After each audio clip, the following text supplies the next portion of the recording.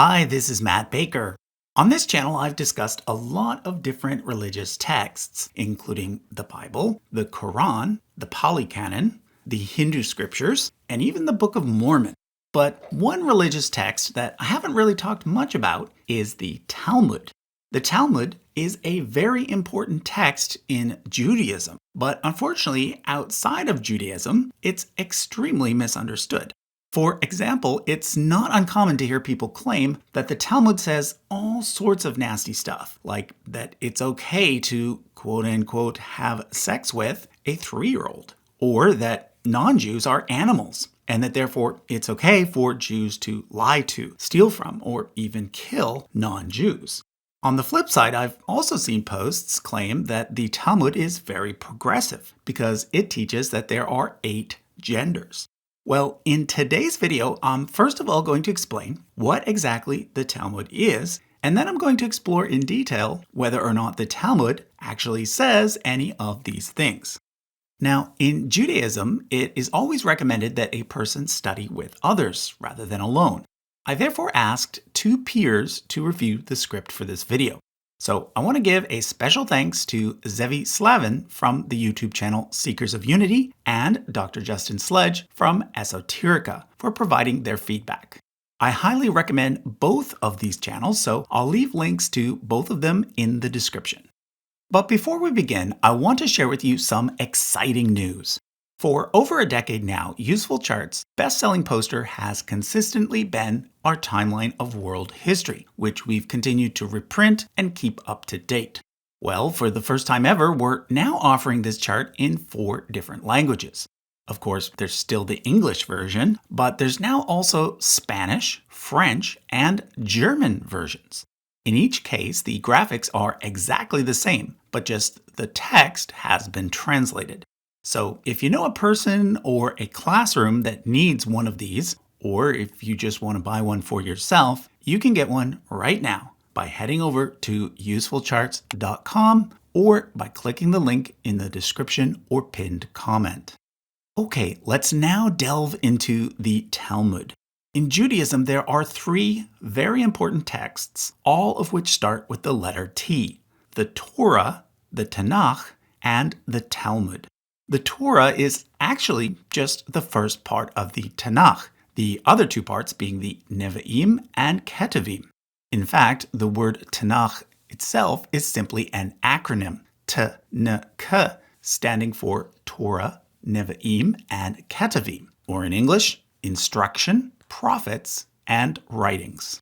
As a whole, the Tanakh is, for us Jews, the complete Bible. So, no New Testament. Just what Christians call the Old Testament, minus any apocryphal books, and arranged a bit differently. The Talmud, on the other hand, is not a part of the Tanakh, and hence is not considered a part of the Jewish Bible, which means that it does not carry the same level of authority. The Talmud is a separate book altogether, and in fact, it postdates the New Testament. Well, sort of. You see, the Talmud has 2 distinct layers, and the earliest one, the Mishnah, meaning to review, reached its final written form around 200 CE. However, it contains material that had been passed down orally for many centuries.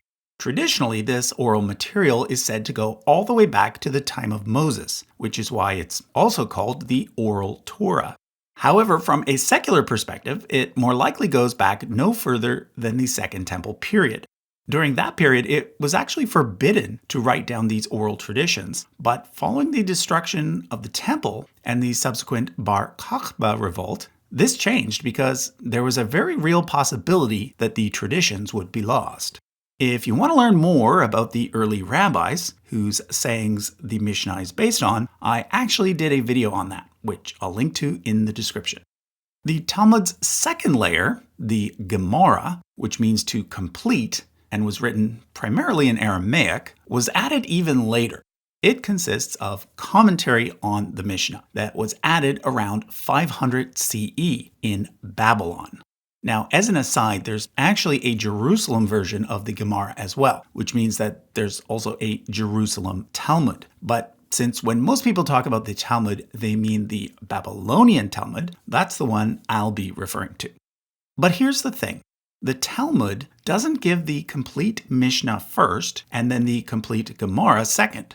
No, instead, on each page, there's a little bit of the Mishnah as well as a little bit of the Gemara.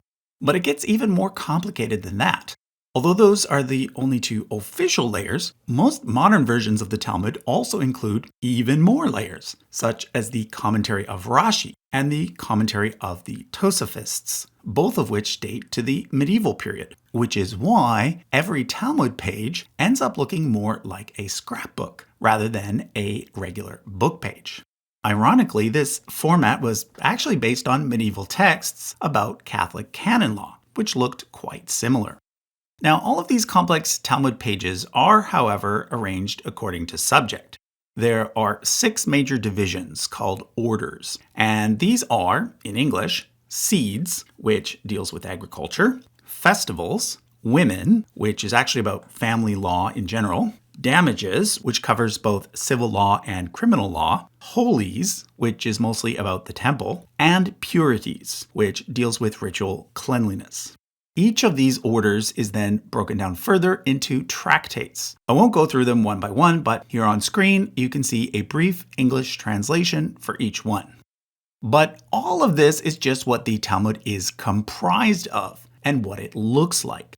What's actually more important to understand is the purpose behind the Talmud, because this is where the misunderstandings set in. Obviously, based on the section titles, you can probably guess that the overall purpose has something to do with law. Wikipedia confirms this by defining the Talmud as the central text of Rabbinic Judaism and the primary source of Jewish religious law and Jewish theology. Now, most of us aren't lawyers, and therefore when we hear primary source of law, we probably assume that this means that the Talmud is some sort of collection of law codes or lists of rules. But you see, the concept of law is actually way more complicated than that. The Torah, at least in some parts, does contain law codes, but the Talmud does not. Let me give you an example. In the Torah, in Exodus 20, verse 15, it says, "Thou shalt not steal." Then, a bit later in chapter 22, verse 1, it gives more details. It says, for example, that if a person steals a cow and then slaughters it, that person has to pay the original owner 5 cows in return. But here's the thing. The Torah does not spell out what to do in every possible situation. No law code in the world can do that. So, for Jewish law, this is where the Talmud comes in. The Talmud is basically the equivalent of a bunch of lawyers bringing up scenarios and then arguing about what the correct application of the law code would be. In modern times, that's what we call case law. Ever wonder why lawyers have so many leather-bound books on their shelves? Well, most of those books are not law codes. They are case books, and a case book is the best analogy I have for what the Talmud is. Just like how lawyers study cases to better understand the law, Jewish law experts study the Talmud to better understand Jewish law, which in Hebrew is called halakha. But the Talmud contains even more than just case law. It also contains what's called Agadah, which includes stories, folklore, and even mystical ideas. It's therefore important to remember that if you see a quote from the Talmud, well, first of all, it could be fake or mistranslated, but let's assume it's genuine and accurate. That quote could be from a story rather than from a legal ruling. It also could be from a case that ended up having no ruling at all. It could also represent a minority opinion, a rejected opinion, an opinion that never actually applied to anything in the real world, a ruling that used to apply but no longer does. Or finally, and this one is very important, a ruling that has since been clarified by yet another book about Jewish law, such as the Mishnah Torah by Maimonides, or the Shulchan Aruch by Joseph Kara. Plus, if you watched my video on Jewish denominations, you might remember that different branches of modern Judaism take different approaches to Jewish law. For example, Orthodox Jews see it as binding and eternal, but Reform Jews do not. So the bottom line is this. The purpose of the Talmud is not to give definitive answers to everything about Jewish law. Rather, the purpose of the Talmud is to demonstrate how to think about the law and how to argue about the law. In other words, it's about the process, not the end result. So you can't just randomly take a quote from the Talmud and say, aha, that's what all Jews believe about X, Y, or Z. Okay, with all that said, let's now jump into some specifics. I'll start with one of the most outrageous accusations. And trigger warning, this has to do with child rape. Here's a flyer that has been making the rounds recently, which can be traced back to an anti-Semitic white supremacist group. I'm using it because it's representative of the kind of crazy things that get said about the Talmud by those who don't know what they're talking about. For example, it claims that the Talmud says that a man who engages in intercourse with a girl less than 3 years of age has done nothing, insinuating that Judaism allows adult males to rape toddlers. So what's going on here? Well, whenever you see a quote taken out of context, the first thing you have to do is put it back into its context. Well, the context of Ketubot 11b is a discussion about dowries. In particular, a discussion about whether or not a bride should or should not be considered a virgin in certain situations, because in those days, being a virgin made her eligible for a higher dowry. So the question comes up, what if a bride was raped when she was a little girl? A dark scenario, I know, but unfortunately one that happens far too often. And the ruling given in the Talmud is, in such a case, the bride should still be considered to be a virgin, and thus she still qualifies for the higher dowry. So when the Talmud says a man who engages in intercourse with a little girl has done nothing, what it means in context is a rapist who rapes a little girl has not taken away her virginity. Big difference. Sure, you can still argue that the whole passage supports negative patriarchal practices, but you cannot argue that the passage supports pedophilia. Okay, next up is the claim that Jews view Gentiles, meaning non-Jews, as animals, based on several quotes from the Talmud. In this case, it is true that the Talmud does say, in several places, that Gentiles are like donkeys. But why does it say that, and in what context?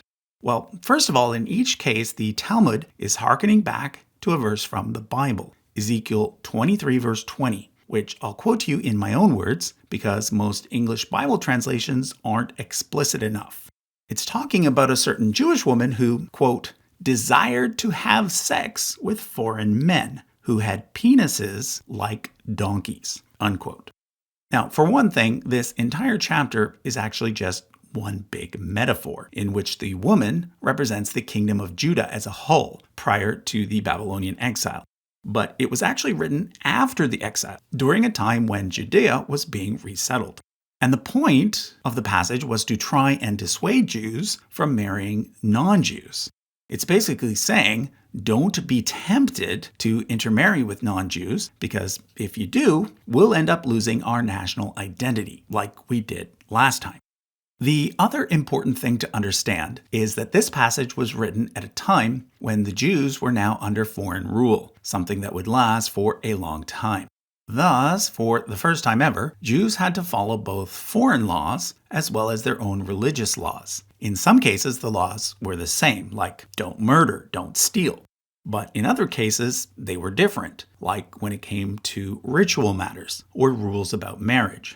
This is important for understanding why the Talmud sometimes brings up this donkey verse in reference to Gentiles. As an example, let's look at Yevamot 98a, in which a situation is brought up involving twin brothers, one of whom converts to Judaism while the other does not.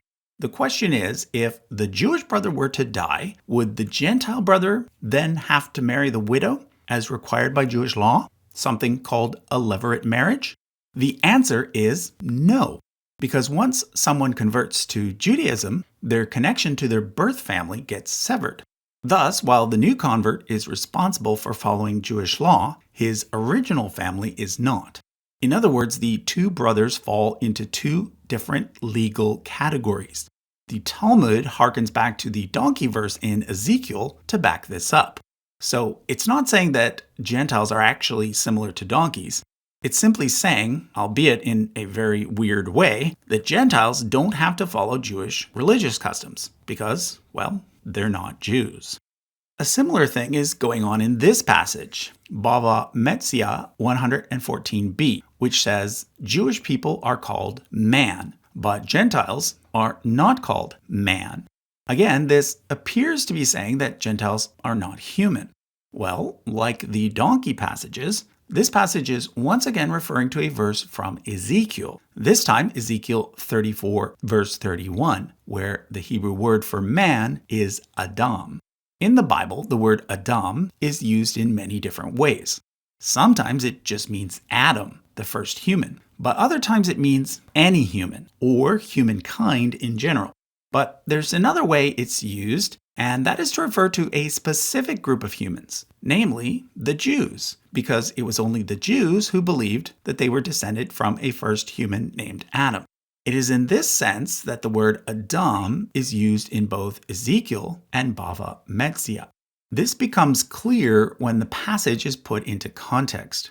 Once again, the Talmud is talking about Jewish law, in this case, ritual law, not laws that apply to both Jews and Gentiles.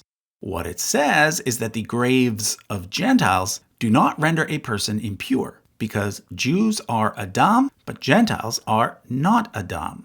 You see, there's a ritual law in Judaism that says if you visit a cemetery, you become ritually unclean, and hence you have to do certain things to make yourself clean again before you're allowed to, say, read from the Torah.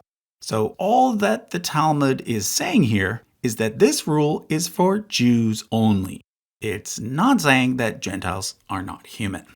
Now, at this point, I want to remind you that the Talmud is not a law code, nor does it carry the same weight as the Bible. It's simply a collection of case law mixed with some interesting anecdotes. So what's important is not any one sentence, but rather the entire picture that it paints. And the fact is, for every strange, puzzling sentence that a person can pull out of the Talmud at random, there are literally dozens of others that are crystal clear about what Judaism teaches.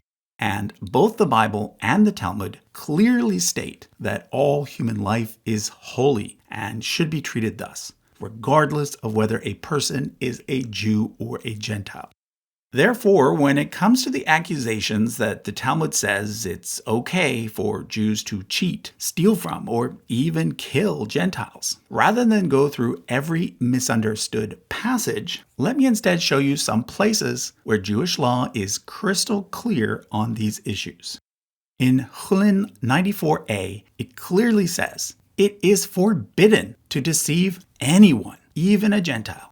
In Bava Kama 113a, it clearly says, theft from a Gentile is forbidden. And in the Mishnah Torah, Maimonides clearly says, when it comes to the laws regarding the punishment for murder, obviously these apply with regard to a Gentile. I could list many more.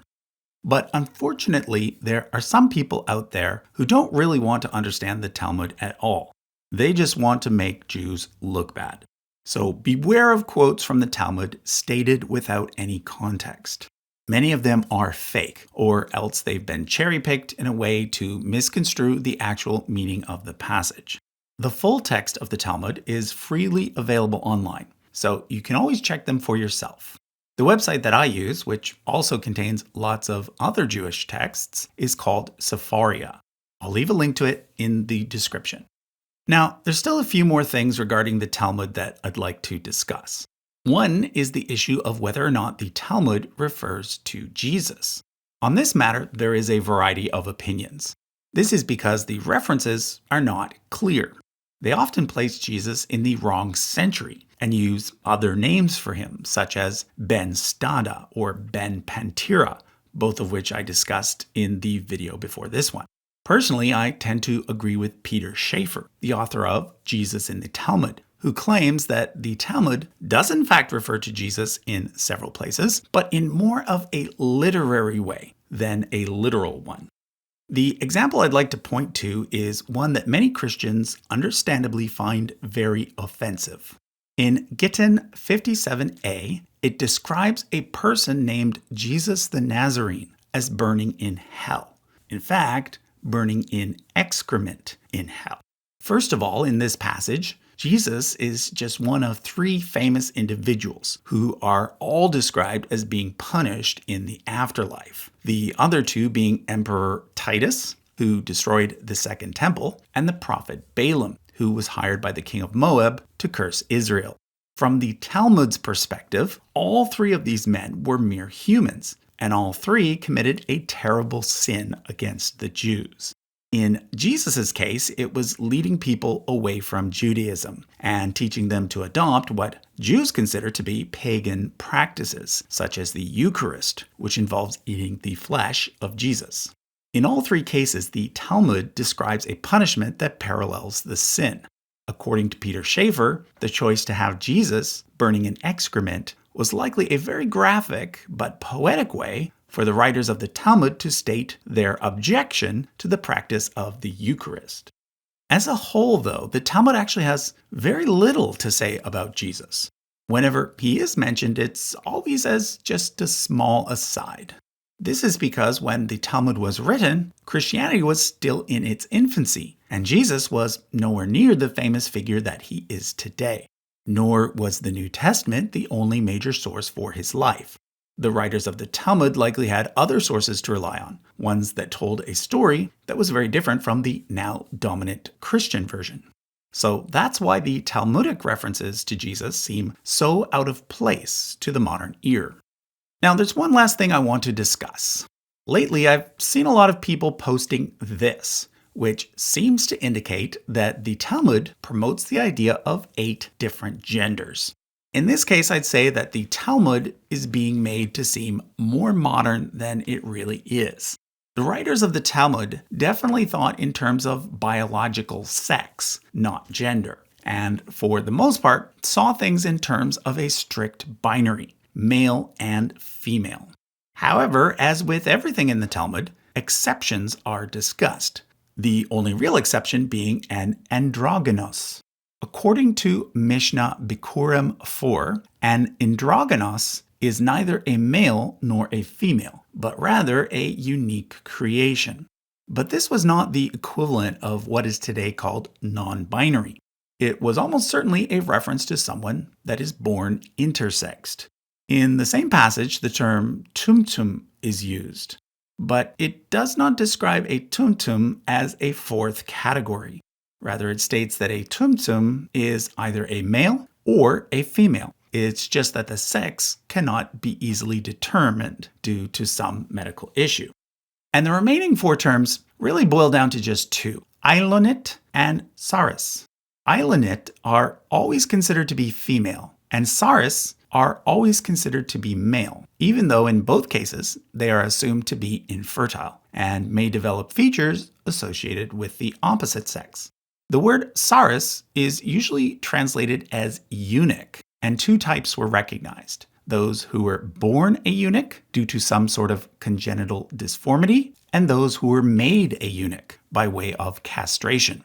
However, there was only ever one type of ilonit recognized in the Talmud, and that was a female that was born with some sort of condition that made her infertile, such as what we now know to be Turner syndrome. So at most, one gets 7 categories, not 8, and only 1 that doesn't fall under either male or female. But my main point is that these Talmudic categories do not neatly match with modern categories, such as trans woman, trans man, and non-binary. As discussed in this My Jewish Learning article, one can reinterpret them as such, and Judaism is certainly no stranger to reinterpretations, but it would be misguided to think that the Talmud directly parallels certain 21st century notions. Okay, so that was some important things to understand about the Talmud. If you want to learn more about the Talmud, it's always recommended that you study alongside a Talmudic scholar, rather than just try and read it yourself. The best way to find one of those would be to contact your nearest synagogue. Thanks for watching.